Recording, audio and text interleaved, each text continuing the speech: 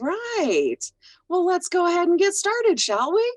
Hello. Thank you for joining us for our monthly Indigenous Film series. I'm Jean Schumann from the Denver Museum of Nature and Science, and I will be your virtual host this evening. The Denver Museum of Nature and Science is pleased to partner with the International Institute for Indigenous Resource Management to present Indigenous Film. As you watch the presentation tonight, please put your questions and comments in the chat. I'll be paying attention. Jean and myself will be paying attention all night, so we look forward to seeing what you have to say. And on that note, let's go ahead and bring up Jean Rubin. Hi, Jean. Thank you. Thank you. Welcome. This is our 19th annual Indigenous Film and Arts Festival, presented by the International Institute for Indigenous Resource Management. I direct the festival, and with me is Merv Tano, our Institute president. We are delighted that you all could join us for our opening night of this year's festival and our program and evening with Alan Syliboy. As always, I will start by acknowledging the many people and organizations who make these programs possible. For starters, the Denver Museum of Nature and Science has been hosting festival and other film events for many, many years. And thanks to their efforts, we were able to transition seamlessly to a virtual festival without missing a beat. So our sincere thanks to Jean, our on-air host tonight, and all the folks who work behind the scenes at the Denver Museum of Nature and Science. Of course, we could not bring the festival to you without the support of our many sponsors and community partners. You saw their logos scrolling on the screen as you were logging in, but I'll mention our major sponsors. This year, Colorado Creative Industries, Konica Minolta, AARP, and the Colorado Office of Film, Television, and Media. This year's festival theme is Our Stories. We're going to start the program with two short animated films from Alan Syliboy. The first, Little Thunder, tells a traditional Mi'kmaq story. The second, Wolverine and Little Thunder, and Eel Fishing Adventure, is a modern tale. In addition to telling stories, these films are really beautiful examples of how Alan looks to Mi'kmaq petroglyphs in developing his own unique artistic style. After the films, we'll bring Alan on screen for tonight's conversation, and also for him to share some of his artwork with you.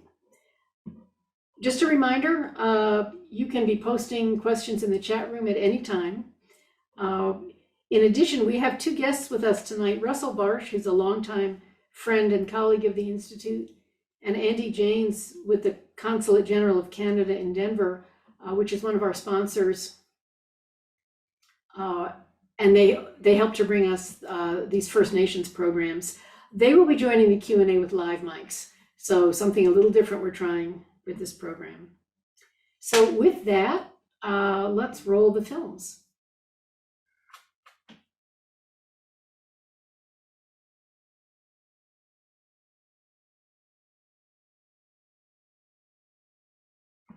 Aren't they fabulous films? Oh man, that is really great. You know, I first became aware of Alan Syliboy's work when I saw Little Thunder, and which we included in our 2011 Film Fest. I was actually describing that film as a moving piece of artwork because every frame was so gorgeous. In fact, we were so taken with the artwork, we asked for permission to use one of the images for our poster and our program cover, which Alan graciously allowed us to do. And you can see it, that's that year's program cover. I started following Alan's artwork through his Facebook posts because he was posting his drum of the day. And then a few years ago at the First Peoples Festival in Montreal, we actually met. I was strolling along the art walk, and this beautiful bright yellow canvas caught my eye. And I was drawn to it, and I went over there, and there was Alan creating one of his petroglyph pieces. And it was just a wonderful experience to meet Alan and to watch him at work and see this picture take place over the course of several days. And the grasshopper. And the grasshopper, there was a grasshopper that was sitting in his little cup of water watching with us. It was, yeah, part of the experience. Yeah, Alan has a long list of accomplishments. He's received numerous awards, and I'm not going to take the time to read them to you because I'm going to encourage you to go to his website. It's posted in the chat, and read it for yourself on your own time at your leisure. He has an impressive career. But what we really want to do is hear from Alan himself. So let's just get to that. Alan, thank you so much for joining us. It is truly a pleasure to have you with us tonight. Oh, thank you for inviting me. And then I'd like to send greetings from Mi'kma'ki, from Nova Scotia, and from all of Mi'kma'ki, and welcome. And I'm so happy to be part of this night. Terrific. So to get our conversation started, could you talk about how you became an artist? I never set out to be an artist. I never had any kind of long-term plans. I think I've never have, and I still really don't. It's just that one thing leads to another. What you try to do is do the best you can, and if it succeeds, and that leads to something else. I think early on, Shirley Bear's a Maliseet artist I knew in 1970. She was doing a program in the United States, in Salem, New Hampshire, and she was recruiting for that art program, which was an Indigenous program, and it was Indigenous artists teaching Indigenous children. Very leading edge. I mean, for 1970, it was amazing. So that's where I went and got my start as an artist, and it gave me all the, a lot of skills. I visited several artists in the New England area, and so I just learned all kinds of different mediums, and then went out on the road and taught in Indigenous communities for the summer, and that's the start of my art career. We have a question from the audience. The video just captivated my children, Alan 7 and May 5. Is it somewhere we can watch it again and again and again? And let me tell you, I know the feeling. So let me, Little Thunder you can watch on Alan's website. That's still up, correct, Alan? Yeah, Little Thunder is on YouTube, and it's yeah, anyone can watch that. That's been out there for a long time now. Yeah, this particular new one that you just saw, the eel fishing one, is not released. So this is the world premiere right here. Oh, that's right. You told me that. I forgot. Yeah. See how lucky you are to be in our audience. But I also want to add, Alan has made some absolutely gorgeous and delightful children's books following some different stories about Little Thunder, and the illustrations are just the same as what you saw in the animations. So highly recommend them. Also the Eel Fishing book. There is a book. It started out as a book, actually. So there is a book available, and you can find it in any bookstore. And you can find the Eel Fishing book. So you can start with that, and then we'll get that the movie out. They're my go-to gifts for little kids. And in fact, the last one we gifted to a friend, she told me her little girl, after she read the book to her little girl's comment was, "I want to be Thundermaker." So they're inspiring. So, Verv, I know you have questions you want to ask. Let me give you the mic. Oh, sure. I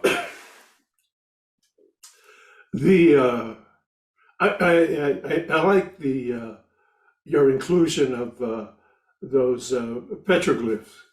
Yes. Because for us, the petroglyphs are important, not just art as a kind of a manifestation of culture, but it's a way of, in a sense, claiming the land. Yes. It is a manifestation of the people's presence there for generations, perhaps even time immemorial. But also, what I think is great about your work, the film as well as the the books and the art,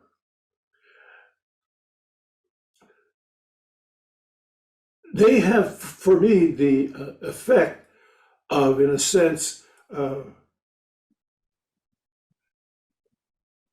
creating this kind of what the Maori call the whakapapa, the kind of claim or the lineage of the land from the past to the present. Can you speak about those petroglyphs and how why they figure so prominently in some of your work?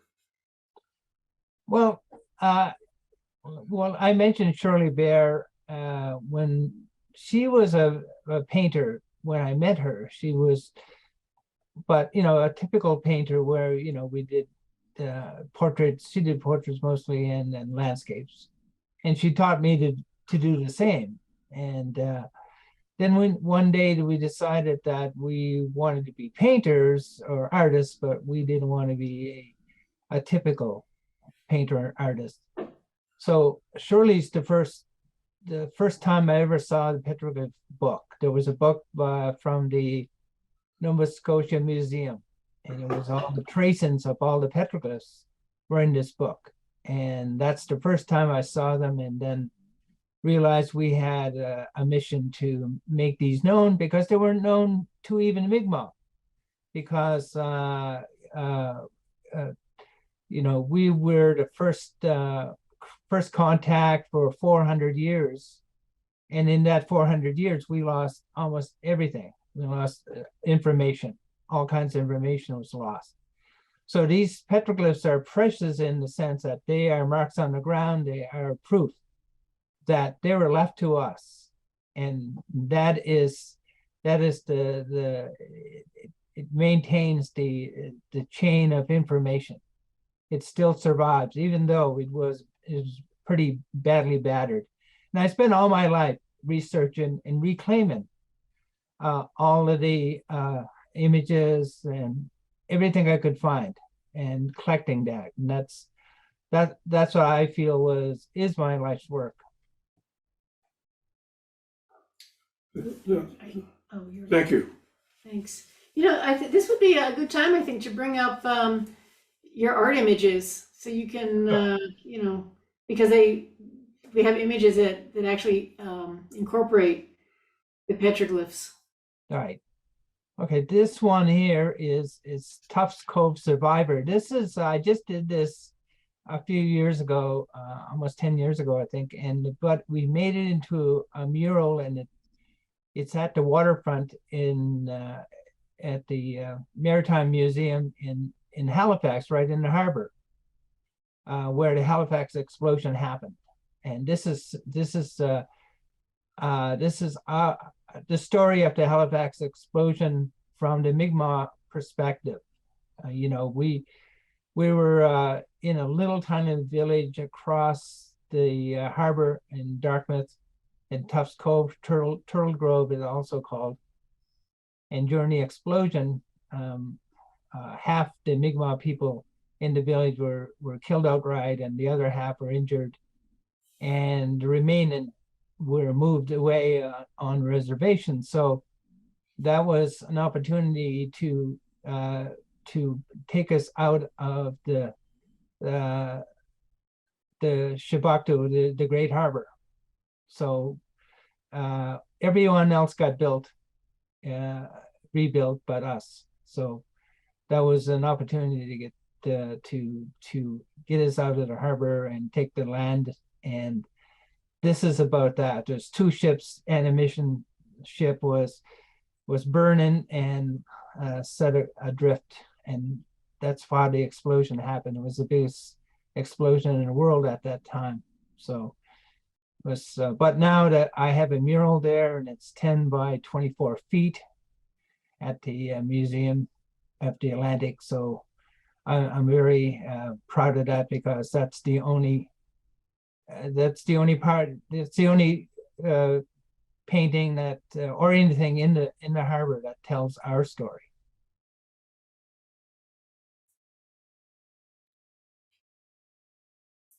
And this is a butterfly.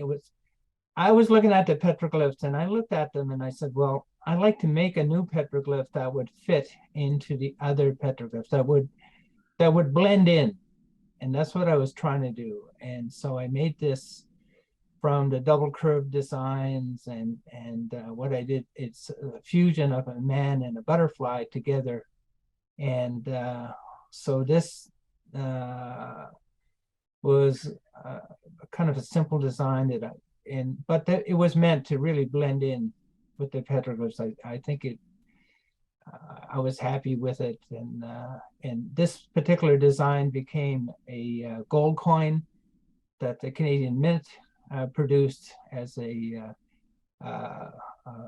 limited edition gold coin. I think there was 25,000 made, and they were all sold out.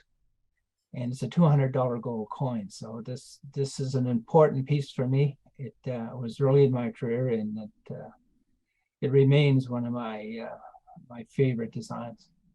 And that was a competition, right? That's right. It was a competition. Yes. Yeah. And also the Little Thunder animation was also a competition. The first animation. We won that competition at the Olympics. So this is a painting, a drum painting of the red dress protest, or talking about lost and missing women, and that was one I dedicated to them, and the red dress, but it's in a petroglyph dress. So it's just my contribution to that that whole problem of lost and missing women.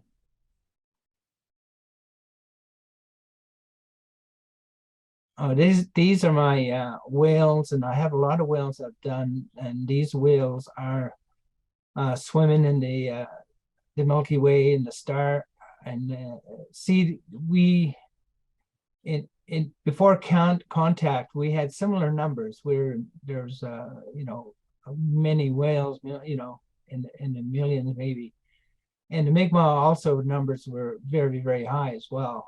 And we as a result of contact, the numbers just dropped radically to a point where there was only like 5 or 10%.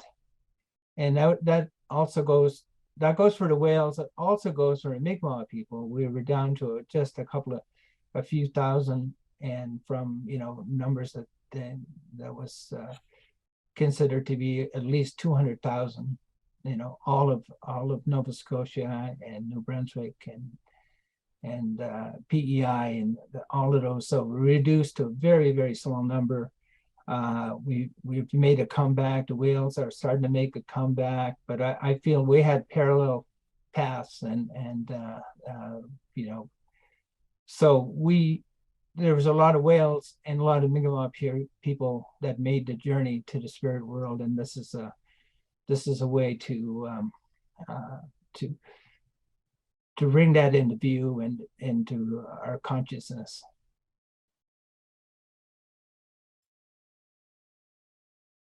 This is a whale and star. This painting is from my earlier style. When I first started, I used a lot of pen and I used watercolor pencil as well. So I did a lot of pen work, and I hadn't done it for a long time, but I was doing an art show called The Path We Share with the whales, about the whales. So I made this one during that show, actually. And I sort of was a throwback to an older, the way I used to work with pens. So I did that again, and I was part of a show at the Royal Canadian Museum, Durham, and this painting was in that show. And I also did a video for that show that when you came to the show, I was the first welcome. I did a video to welcome people as well. So this is an important painting as well, because it's kind of a throwback, but it makes that connection with the whale and my whole career. Actually, it's all comes together. It's a beautiful, beautiful piece. Thank you. You know, oh, go ahead. Oh, you want to get Russell and Randy engaged? They're gonna, oops, filling my way through. There we go. Russell, you have a question. Oh, this just actually just full of thoughts and admiration. I was part of discussions 40 years ago, specifically about the protection of the petroglyphs at Keji. And at the time, in discussions with the Grand Council, all sorts of speculation about what the petroglyphs meant and what stories they were telling or trying to tell, and what knowledge was recorded in that library of petroglyphs around Keji. And I have to say, Alan, you just make it into a whole world, a whole beautiful world of meaning that is the most beautiful evocation of the stories in those petroglyphs that I've seen. It's taken 40 years from when I first looked at them, scratched on stone, to this, to feel like it all makes sense. And I guess to me, the message is that this is something that you can't just see with your eyes, you have to see it inside. So that Russell, you understand that it you're is. fading out a bit. Can you back up and repeat that last thing? Oh, okay. I'm just suggesting that that this Alan's animations make this a world in which those petroglyphs really do come alive. Mm-hmm. And it's because it's being built from feeling from here, not just from looking at these as we would look at an alphabet or something scratched on a monument, on a historical plaque. The thing that fascinates me, and it is a kind of a question, but a big question, is how it was possible for Europeans to be around those petroglyphs for 500 years and not pay attention, and do everything possible to convince Mi'kmaq people not to pay attention and to act as if they weren't there, because they're all over the Maritimes, and people had been so assiduous at marking and telling their stories and leaving behind their names and their families everywhere for thousands of years. And it was very surprising to me when I was introduced to them 40 years ago that as you say, Alan, that so much was lost that people, even Mi'kmaq people, were saying, well, what are these? What do they mean? Did we really make this? So I wanted to express most of all just appreciation you're giving them life, because it's something that only a very great artist can do. Right. But how is it possible? I mean, does it tell us something about European European cultures and worldviews that Europeans in the Maritimes were walking past these petroglyphs for hundreds of years and not seeing them? Well, they were ignoring them. Mm-hmm. Even more than that, they were destroying them. It wasn't that long ago that they were protected.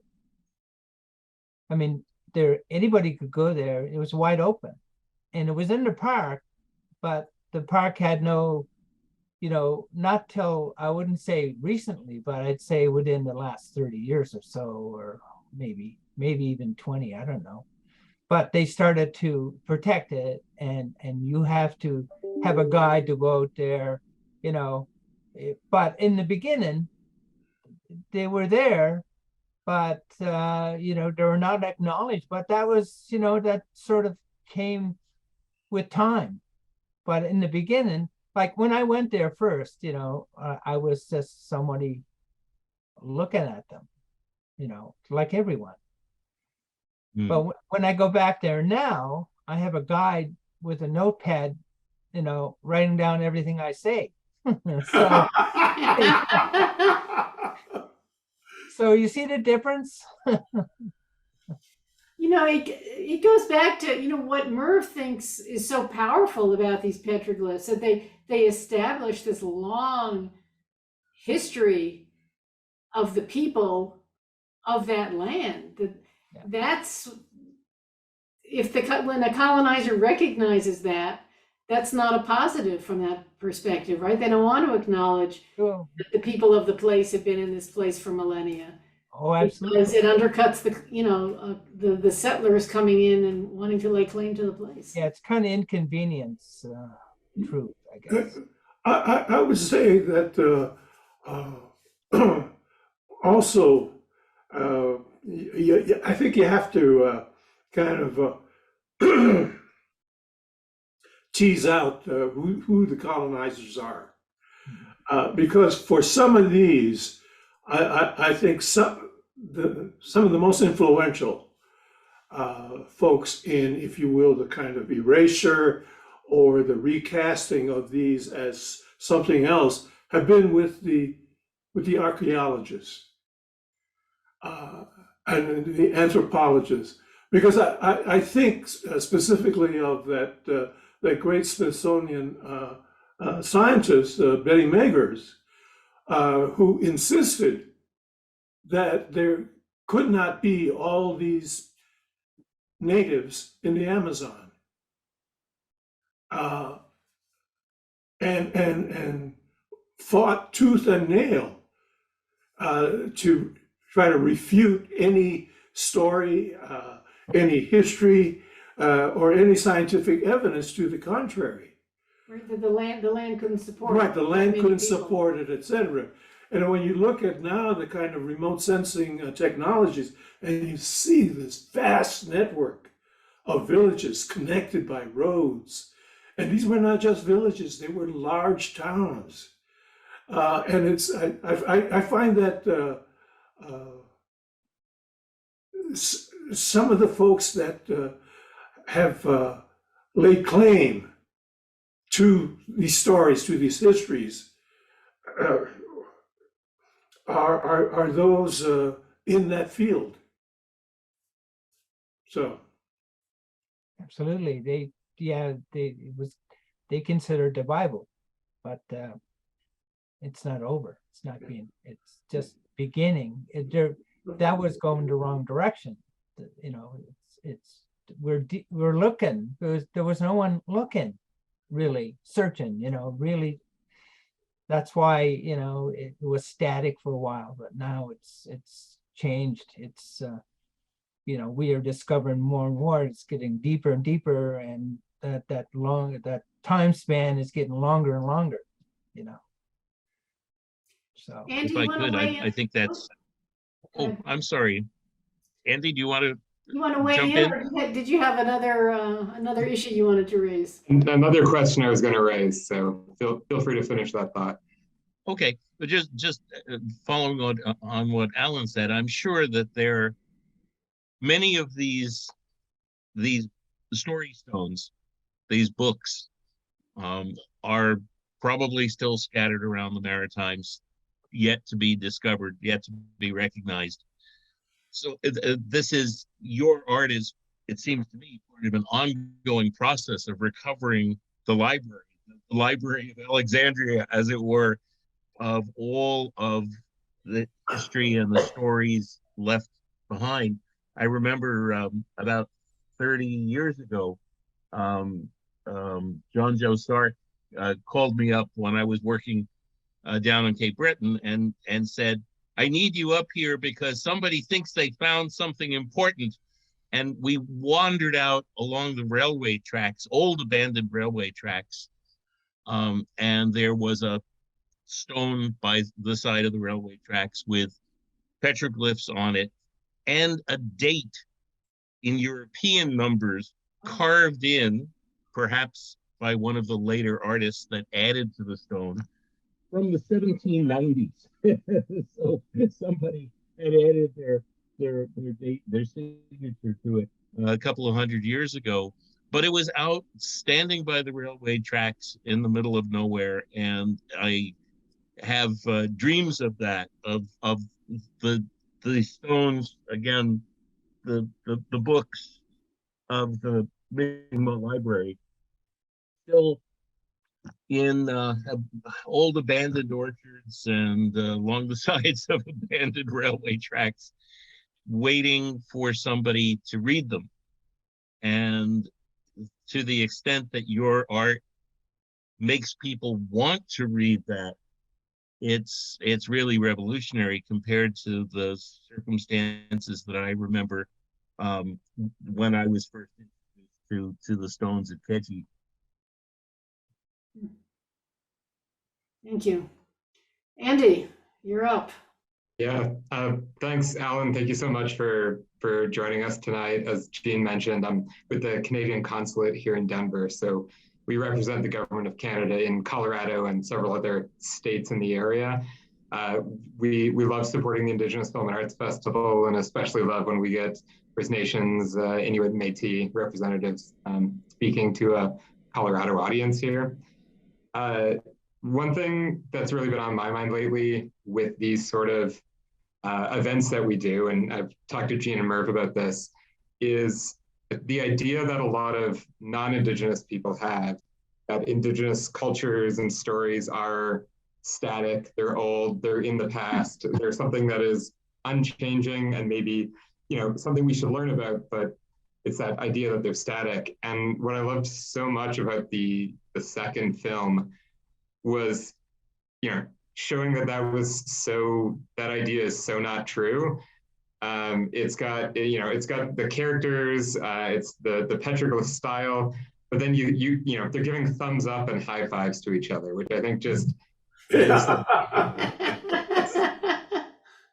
it's so, I think, refreshing to see that, and such a good reminder to non-Indigenous folks that these stories are ever evolving and changing. And so I was hoping you could talk a little bit about that style for your artwork and your thoughts on that matter.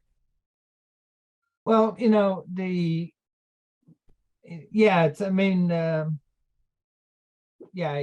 animation was all by chance. I didn't really, decided I was going to be an animator. It just kind of happened. And there was a competition, for the Vancouver Olympics, and NFE had money to make an animation, and then there was a competition, and I submitted with Nancy Ackerman and Peyton Francis was the animator, and we tried for that, and that prize, and we did win it. So but we had like all kinds of resources, incredible resources. Of course, I had money and everything, and plus you had 50 animators, helping you along the way. I mean, it was amazing.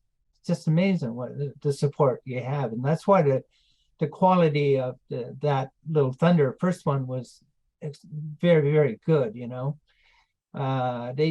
NFB considered one of their best, and this second one here is I self-financed this. This is my own project with my animators that I worked with. I knew some of them went animator school, so I have long relationships with people. And these animators now are working on Spider-Man and everything you see on Netflix. They're working on those, plus working for me as well.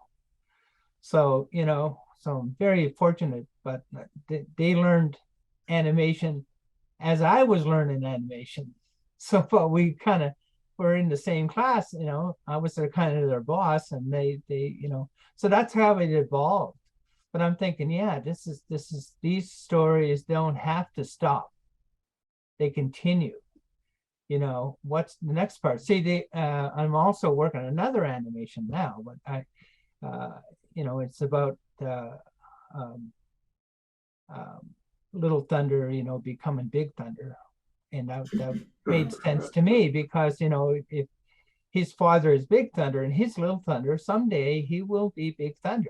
And that was that whole process. And that's what I did. But I researched Mi'kmaq, childhood and how they were taught. So all of that, it's authentic and it's real. And I want to maintain that, make sure that it has that authentic teachings in it. So, so it's not out of the way. It's not, it's not just an action film. It's more than that. Action is part of it, but it's the culture survives in it as well. That question. The Passamaquoddy? Oh, well, the AG one. Oh, okay. We have two questions, and we'll get to both of them. One of them to Alan: do you pay attention to the art created by taggers? And says commenting on the sort of childlike scribbles. I think that the question gets to the issue of kind of the acknowledgement of petroglyphs as something, as a manifestation of art, of culture, of history, as opposed to the kind of graffiti or the tagging that takes place in urban settings now. Right now, unless you're Banksy or unless you have a New York a gallery owner that sponsors you and kind of elevates your tagging into art, multi-million-dollar art, by the way, it doesn't get the kind of attention as art or as stories, etc. It's basically, in the eyes of a lot of folks, just vandalism or just static out in the open. Yeah, I know about that. That kind of art or that tagging, but I'm not influenced by. I mean, I don't want to be influenced by other artists so much. I really just sort of stay in my zone and what I kind of do. I'm kind of so I mean, I enjoy a lot of art and I learn a lot from other artists. I do, but I've sort of got my own path that I'm trying to maintain, and so it keeps it.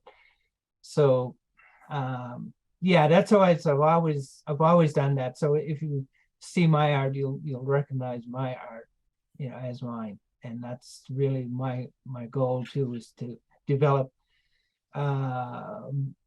myself as an artist. So I mean, I appreciate all kinds of art out there, and I see how wonderful work they're doing and everything, and I do appreciate it a great deal. But I'm kind of on this path, and I try to stay pretty close to it. Thank you. So somebody is asking if you know about the work that Passamaquoddy are doing to reclaim and protect petroglyphs. And do you know how to pronounce this? Is it? No, I don't. It's I don't know if it's Machias or Machias Bay in Washington County, Maine. They're very Passamaquoddy Bay or Machias Bay in Washington County, Maine. Machias? Yeah. Machias, okay, on the Atlantic seaboard. And she's saying your observation that maritime petroglyphs were damaged, same thing happened in Machias Bay. So just wondering if you want to comment on that, if you know about that.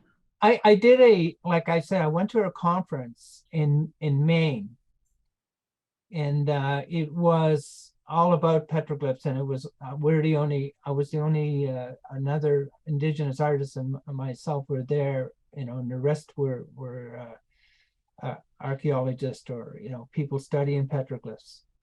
But they took us out into the bay, and they showed us like a low tide petroglyphs that were 3,000 years old. So I did get to see some there, and I was quite impressed with what I saw. I mean, it was so the idea of petroglyphs. I mean, and they're everywhere, and I do appreciate them, and I try to take in as much as I can find. I would like to see their what they're doing there for sure. Somebody is wanting to know if you could just share a little more about your connection to the eel fishing adventure story. Well, that really comes from I had a stepfather that was from Pictou Landing, which is about a little over an hour from here, and they, and the Miragamish was an island there, and we did like the missions, we had missions there in the summer, and we would go eel fishing, and we'd go to the town sometimes in a boat, and on the way back they would fish eels along the way, and my brother and I, we were, they were throwing these big giant eels on in the boat, and of course, being never saw an eel or we're scared of snakes, so we're scared of eels, obviously. So we just, but then my father said, well, they can't bite you really. They don't have a mouth to bite you really, and so it calmed us down. And anyway, my favorite food was eels, and it still is. So we're young boys, and we were around about 12, 11, 12, and it was a hot summer's day. It was really beautiful day, and my mother made soup or stew out of it right away. Mm-hmm. And of course, we overdid it with the stew. We ate and ate until it was so rich, we fell asleep. And this is in the middle of the day in the summer. A 12, 13-year-old boy's taking a nap because they ate too much eels. I mean, so no, eels always were big for me, but it kind of blew out of proportion with the Wolverine is super immortal, very strong individual, and takes on 100-foot eel. So there, that's, if you have the book, you'll see there's more to the book that gives you a lot more detail. Of course, we had to put it in animation form, but I think it works very well. That story of the eel is not quite the same thing, but it reminds me of a comment that Maury Love, who's from New Zealand, who's a member of our board of directors, tells about the regulation of eeling or catching eels in New Zealand, and how it's completely backwards. because what they want to do is limit the number of small eels. They want you to catch the big ones, but the big ones are the ones that do the breeding. They're the ones that perpetuate the stock, and so that's what I was thinking of when I saw your film. Yes. Yeah. Yeah, exactly. And I know it's, yeah, eels have really been depleted, and it's kind of shaky ground they're on, and the breeders definitely, that we really want to save. We want to, but in fantasy, the fight goes on. So it's worth bearing in mind that whereas people think of indigenous peoples harvesting rights very much from the lens here on the West Coast of salmon fishing, that in Mi'kma'ki it's all about eel fishing. Eels are very important and very delicious as well. So they're justifiably important. absolutely. Okay, we have an intriguing question here. It says, Murph's comment has me thinking, were the petroglyphs intentional attempts to record and preserve history, or just prehistoric tagging? I see. May I? Mm-hmm. Okay, I would reframe that question. Okay, is tagging intentional attempts to record history, stories of the people, stories of the culture? Mm-hmm. That's the way I would frame it, but Right, well, go ahead. yeah, Answer either way. Is it either or Right. or are they in fact one and the same? Yeah. I think I think that there's a mixture of things there. Some of the designs are very, very ancient, and I think they had a sacred purpose or a big purpose, but I don't think that's the case with all of them. Others, happen by, and so it's not static. But I think a lot of things, it's almost like there's a bulletin board in a way. People walk by and put something on it. But it was different people at different times. So the meaning, the purpose could have changed all through that time, But there are very, very important ones there. I know, like the peak cap ones, and some of the 8-point star, and some of the major ones there are very, very important, to the culture. There's other less so, but also, when Mi'kmaq saw ships, they drew them precisely the way they were, So you see all kinds of ships, in those, and they, like a horse, they would do a horse and things. Even when they didn't, maybe it's their first horse they ever saw, that kind of thing. So there's all kinds of, I don't think it's one thing. I think it's all kinds of things mixed in there. Alan, could you talk a little bit about how your work with the next generation of artists coming up? First, I'd just like to say about the books. To me, the books are important because if you're going to change anything, you have to do a reboot, a restart. And so that's why I like to do the children's books, because, they start off, and the language is also in those books as well. So I know a lot of indigenous children are very young, 3 years old, that have Mi'kmaq counting books, and it can count in Mi'kmaq very well. And to me, that's going to help the language. That helps revive the language, but you start over for young people, and my work or the books have done really well in schools, and almost, I get requests from many schools almost every day.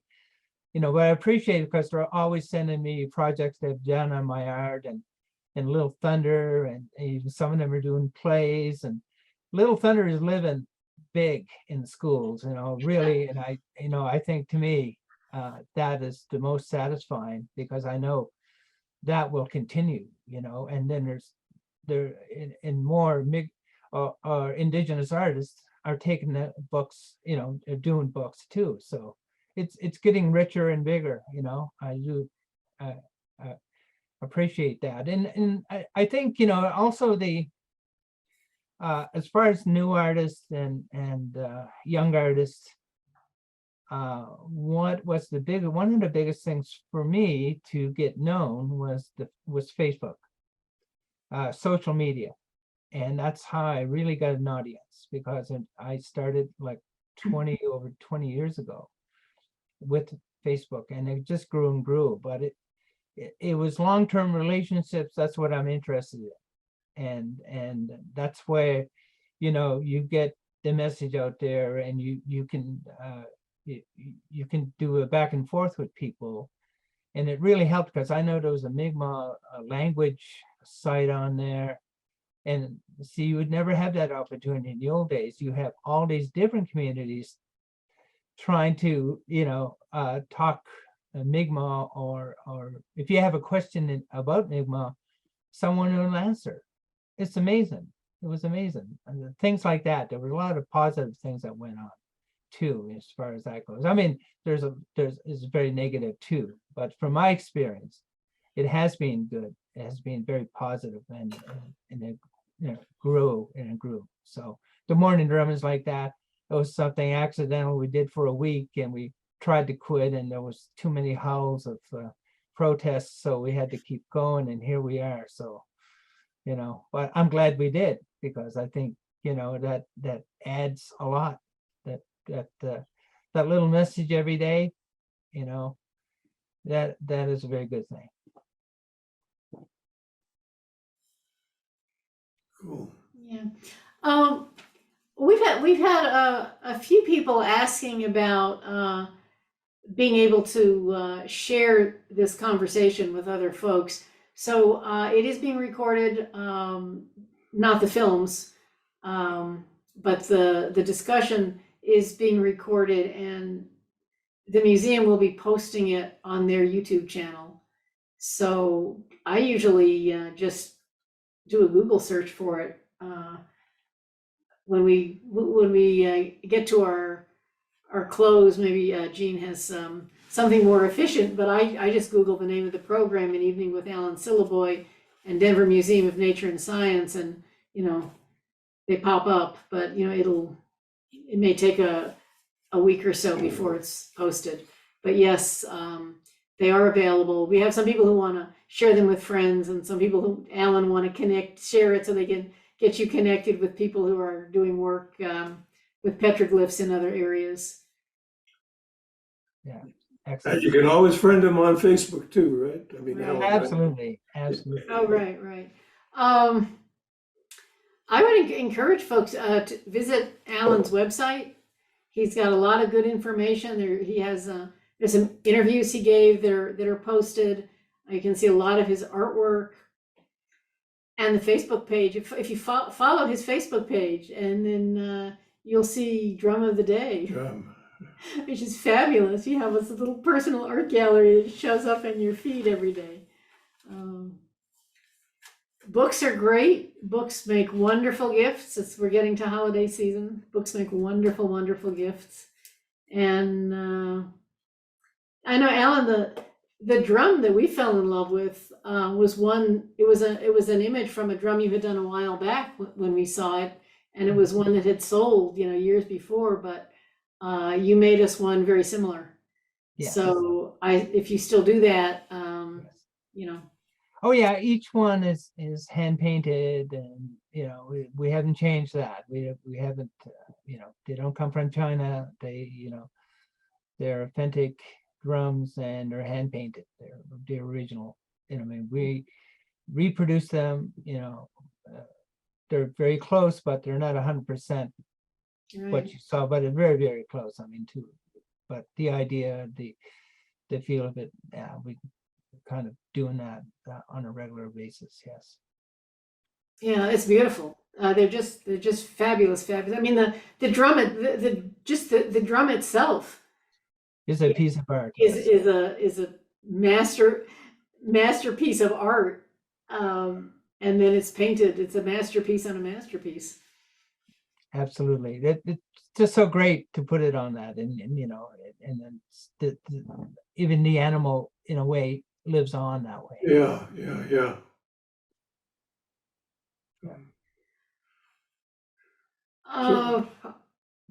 Any last questions? I think I'm going to scroll up. I think our hosts always send me a transcript of the chat, and I'll share it with Alan, because a lot of the posts are not questions, but just people talking about how beautiful your artwork is. So we definitely will share that with you, Alan, so you can see. Well, one last point, we'll see you this summer up in Montreal. Okay.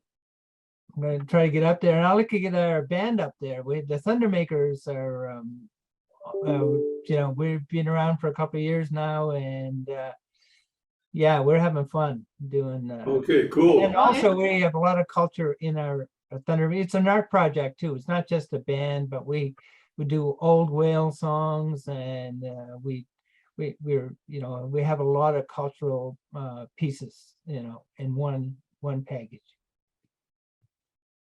Terrific. Absolutely.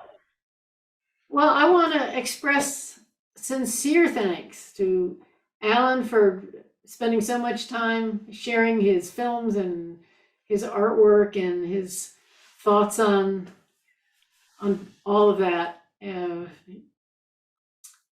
Our two live participants, and well, everybody's live. Everybody's live. And Andy and Russell, who had live mics, and all of our live audience who typed, and of course everybody, Jean and everybody else at DMNS who make it possible for us to bring you these programs. So thank you, everybody, and of course our sponsors and our community partners. We usually present the second Wednesday of the month, but since this is now festival season, we have a program coming up in 2 weeks. So Wednesday, October 26th is our next program. And however you get the information, whether it's from the museum website or my emails or the various Facebook pages that post, that information will be available. So come back. Yes. Absolutely. Thank you. Merv, Jean, Andy, Russell, and of course, Alan, thank you so much for sharing your incredible art with us. I'm going to put a few links into this chat that is relevant to tonight. And for those of you who were wondering, can you watch this interview at a later date? Absolutely. Just give us a few weeks to put it up on our YouTube channel. That is another one of the links. I just went to YouTube, searched Indigenous Film, DMNS, and up came a bunch of Indigenous films. So give it a week or two, and then we should have this interview up there as well. If you enjoyed tonight's program and would like to support the Indigenous Film series, that is one of the links that is in there. That's the virtual donation bucket. And of course, I had to put Alan's link back in there. If you missed it the first time, absolutely check out his website. And thank you very much to absolutely everybody who joined us. I have to play the PowerPoint that for DMNS so that our sponsors see their names on there. But at the end of it, if you want to stick around, I'm going to throw this PowerPoint of Alan's artwork back up because I don't know about you, but I found it absolutely stunning. Thank you again for joining us, and we will see you in just a few weeks. Bye-bye. Bye-bye. Thank you.